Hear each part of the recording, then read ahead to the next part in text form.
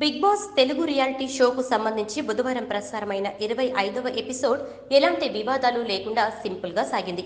అంతకుముందు రోజు big boss ఇచ్చిన ముళ్లకుర్చీ టాస్క్ లో రెండు జట్ల పర్ఫార్మెన్స్ ఏమంత గొప్పగా లేదని బిగ్ బాస్ అసంతృప్తి వ్యక్తం చేశారు. రెండు జట్ల మధ్య జరిగిన టాస్క్ లో మీడియేటర్ గా ఉన్న మహేష్ కత్తి కొందరి వైపు పక్షపాతంగా వ్యవహరించాడని బిగ్ బాస్ ఆగ్రహం వ్యక్తం చేశారు. అనంతరం ముళ్లకుర్చీ టాస్క్ లో అత్యంత వర్స్ట్ పర్ఫార్మెన్స్ ఇచ్చిన నలుగురికి శిక్షలు విధించారు. ముళ్లకుర్చీ టాస్క్ లో వర్స్ట్ పర్ఫార్మెన్స్ ఇచ్చిన నలుగురు వ్యక్తులను ఎంపిక చేసే బాధ్యత ఇంటి సభ్యులకే అప్పగించారు.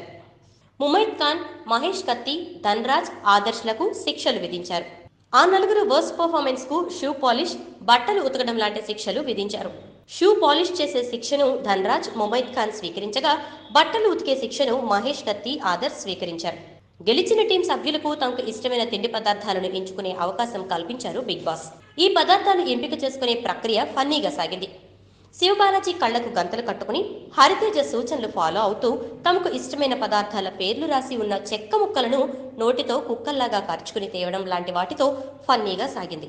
బిగ్ బాస్ షో రాను పేలవంగా సాగుతోందని, మొదటి 2-3 వారాల ఎపిసోడ్లతో పోలిస్తే 4వ వారం బిగ్ బాస్ షో సాగుతున్న తీరు చాలా పేలవంగా ఉందని, షో ఇలానే సాగితే ప్రేక్షకుల్లో ఈ షోపై ఆసక్తి తగ్గిపోయే ప్రమాదం ఉందనే అభిప్రాయాలు వ్యక్తమవుతున్నాయి.